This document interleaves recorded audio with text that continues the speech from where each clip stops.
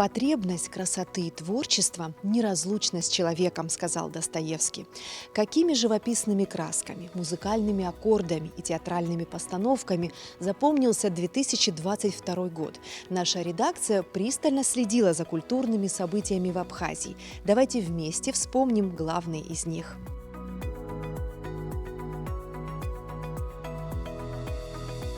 А вспомнить действительно есть что. На сцене Абхазской государственной филармонии прошел целый калейдоскоп музыкальных событий. В марте состоялся концерт «Реквием» памяти павших в Отечественной войне народа Абхазии. В программе впервые прозвучал саксофон, который удивительным образом вписался в атмосферу грусти и скорби.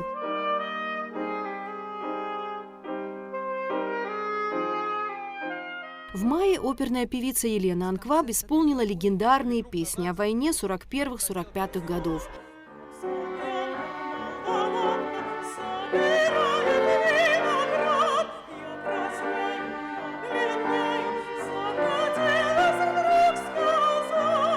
Далее музыкальную эстафету приняли оперная дива Кристина Эшпа, солисты филармонии и многие другие артисты.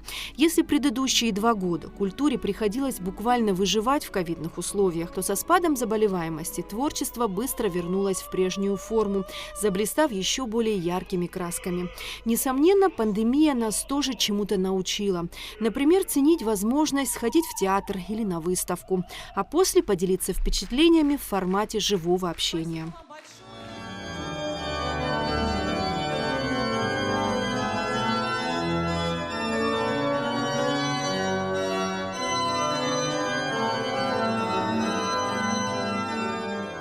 Этот год, конечно, во-первых, примечателен тем, что мы наконец вышли из этих ограничений карантинных и начали работать в полную силу, и уже нет тех каких-то препятствий, да, таких вот внешних препятствий, которые мешали бы креативить, придумывать, да, и сотрудничать с различными артистами, поскольку это уже так стало нашим таким естеством, делать проекты не только рассчитывая на внутренние силы, но очень часто привлекая внешние силы. Ну, это тоже имеет объяснение объективное, потому что не все аспекты у нас пока представлены в музыкальной сфере, да, и поэтому мы обращаемся к нашим коллегам. В нашей такой небольшой республике и особенно в нашем небольшом городке, в нашей столице, так много событий в различных жанрах, и я иногда удивляюсь нашим с вами соотечественникам, которые не бывают нигде. То есть вот как можно пропустить, не заметить, не услышать, не соблазниться посетить даже, да, поэтому на любой вкус. Одним из ярких событий стал международный конкурс вокалистов, который прошел при поддержке правительства и Министерства культуры нашей республики. Автор и идейный вдохновитель проекта – народная артистка Абхазии, заслуженная артистка России Алиса Гицба. Заявки на участие подали более 50 вокалистов. 19 из них стали лауреатами и дипломантами конкурса.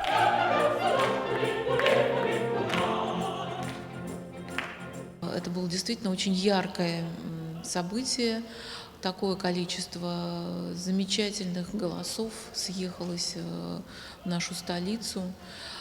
И несмотря на то, что это был первый конкурс, еще не имеющий никакой там репутации в музыкальном сообществе, никакой истории, вот ребята из разных городов в России, из Белоруссии приехали, чтобы принять участие, и были очень довольны этим участием. Я знаю, что для многих это была первая встреча с Абхазией, и они были восхищены, как это обычно происходит с каждым, кто приезжает в Абхазию, красотами нашими.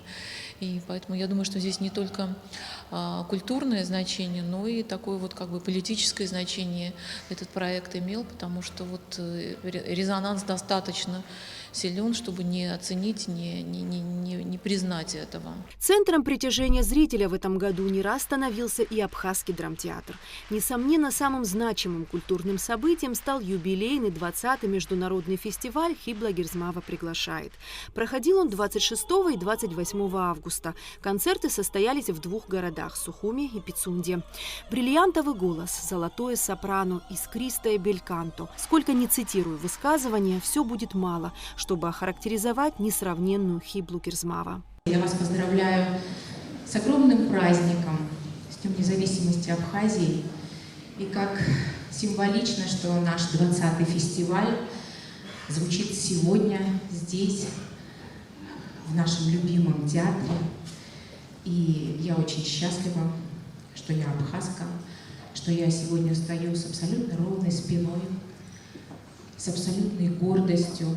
Вместе с Хиблой Гирзмава, как и всегда, выступили ее друзья, именитые вокалисты и музыканты.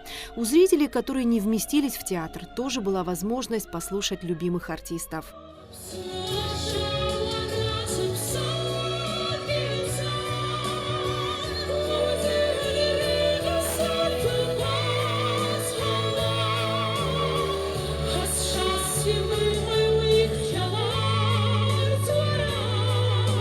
Эстрадная музыка – тоже вид искусства, только обращенный к более широкой аудитории.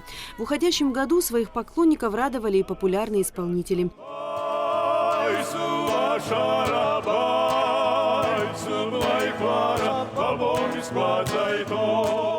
Помимо известных певцов на Олимпе зажигались и новые звезды. Для певицы Хиблы Мукба год стал успешным в творческом плане. Одна из ее песен полюбилась публике и стала настоящим хитом.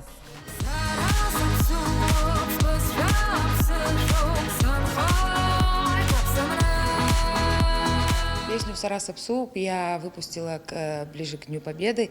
До этого у меня была своя песня про Абхазию «Сапсынра». И мне хотелось написать еще одну песню про Абхазию, в которой я бы выразила бы свою любовь, еще большую любовь к своей родине, к своему языку, к своему народу. И мне кажется, если честно, я не ждала такой реакции от слушателей. Я ее выложила в Инстаграме кусочек, и она в течение недели как-то распространилась. Что касается эстрады абхазской в целом, были радостные события.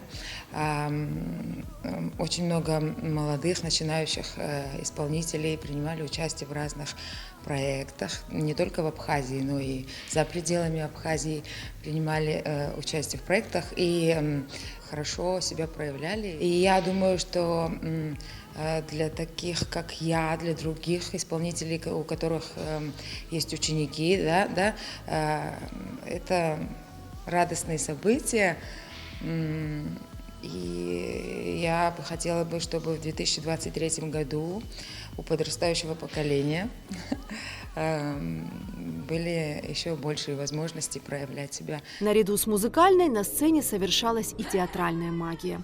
Спектакль «Сария» стал первой постановкой о трагической судьбе супруги Нестора Лакоба, своего рода гимном всем женщинам, прошедшим ад лагерей, и тем, кто погиб, и тем, кто выжил, потеряв родных. Спектакль режиссера Мадины Аргун по пьесе Зарины Кануковой удостоился специального диплома на фестивале «Кавказский меловой круг».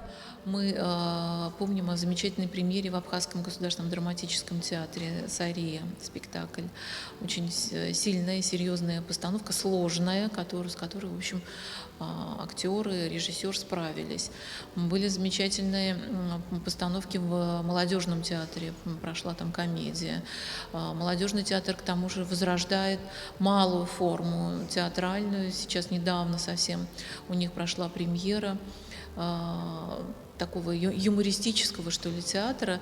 Это вот продолжение успешного филармонического проекта театра миниатюр «Черерама», который многие-многие годы выдавал интересные программы сатирические, ездил по всей Абхазии, и некоторые из наших с вами соотечественников о театре знают только по «Черераме», может быть, даже не ходили больше в другой театр, знают только вот эту узкую очень часть театральной жизни.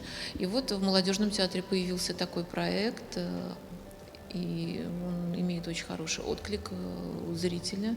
Еще одна женская судьба воплотилась в спектакль, но уже на сцене Русдрама. Софичка в постановке режиссера Елены Одинцовой не оставила равнодушным никого. Через призму жизни главной героини Фазиль Искандер ведет разговор о главных человеческих ценностях – нравственности, смысле жизни, любви, верности и прощении.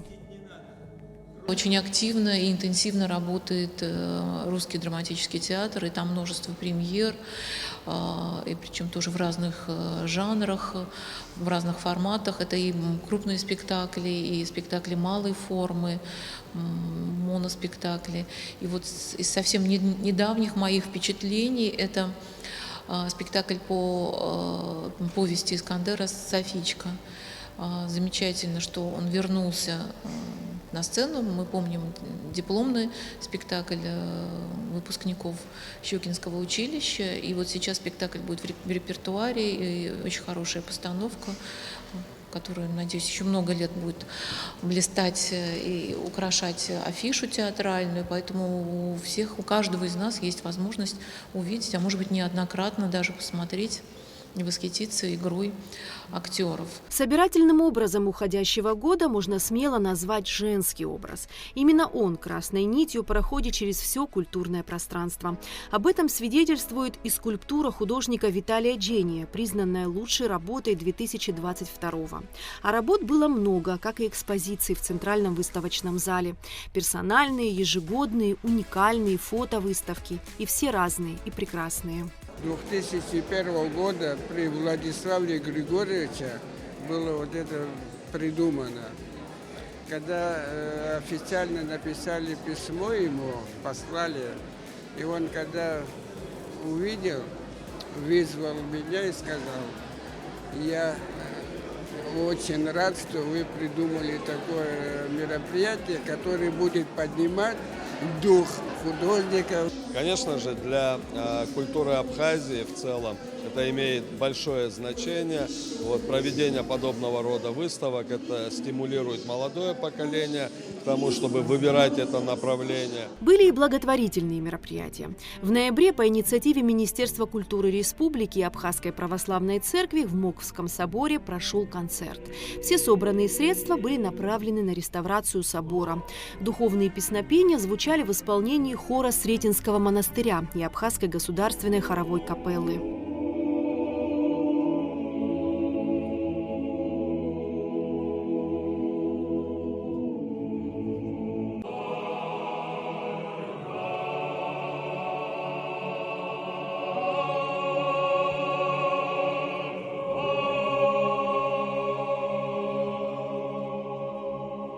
Культура, духовность и воспитание – вещи неразрывно связанные между собой. В рамках глобализации сохранить и развить национальные традиции и ценности – важнейшая задача для всех нас.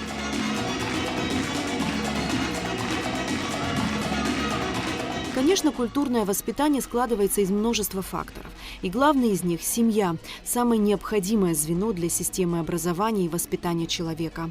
Мне кажется, что здесь, помимо того, что это должны быть усилия и, собственно, самих учреждений культурных, это должно быть еще и это должно быть просто физическое усилие семьи, которая вот не поленится и просто соберется вечером и выйдет с семьей в полном составе, или это будет просто часть семьи, выйдет в концертный зал и проведет час-полтора вот совершенно в другой атмосфере, в другой обстановке и совершенно другими мыслями. Потому что, конечно, когда мы дома, когда мы заперты в наших четырех стенах, это совершенно другой строй мысли, другая манера. А когда ты попадаешь в свет, да, то это тебя тоже как-то так организует, и ты совершенно иначе себя ведешь, иначе строишь отношения с присутствующими, это тебя воспитывает. И вот это воспитание, конечно, происходит и в театрах, и в концертных залах. Поэтому я призываю всех наших родителей, наше взрослое население не лениться и подавать личный пример, потому что ребенок, конечно, в этом смысле это калька своих родителей. И если вы никогда не ходили в театр и в концертный зал, очень сложно осуждать ребенка, который просто не узнал этого от вас. Институтом, поддерживающим культурную деятельность, является государство. Конечно, чтобы повысить культурную планку общества, нужны ресурсы. В первую очередь финансовые. Тем не менее, важно и нужно увеличивать охват, равномерно развивая различные отрасли культуры. И есть какие-то проекты, которые, к сожалению, лишились финансирования. Вот уже спустя на протяжении нескольких лет, вот как случился этот карантин и 2 года простоя, к сожалению, не финансируется джазовый фестиваль, который мы проводили 4 года подряд. Мне кажется, он имел хорошую репутацию, и уже как-то о нем знали. Конечно, хоровая отрасль не представлена в нашей концертной жизни. Да? То есть у нас очень много оперных концертов. Это и фестиваль Хибла Герзмава приглашает, и проект Саида Габичи, и еще один проект, по-моему, называется «Вива опера», я сейчас не могу точно вспомнить, но Министерство культуры уже 2-й год проводит большой проект, связанный тоже с оперой. И, мне кажется, есть некий перекос в оперную сферу, при этом нет какого-то внимания к хоровой сфере, которая, в принципе, считается нашей естественным такой формой творческого, да, проявления. Еще, конечно, мне не хватает образовательных проектов и проектов для детской аудитории, потому что, конечно, потенциальная аудитория будущего, да, это вот сегодняшние дети, которых сегодня надо приучить ходить в концертный зал. Призвание культуры и искусства – озарять светом глубины человеческой души. В уходящем году было много ярких, добрых, красивых и запоминающихся событий. К нам приезжали творческие коллективы, мы успешно выступали за пределами Абхазии. Зрители любовались, восхищались, танцевали и подпевали. Громче звучали голоса, ярче проявлялись таланты. Не иссякает талантами абхазская земля. Уходящий год – прямое тому доказательство. Не меньше ярких событий ждет нас в будущем. Но об этом расскажем в 2023-м. Культурные итоги подвели Эсма Голанзе, Тимур Гугохи, Камила Чопуа, Абхазское телевидение.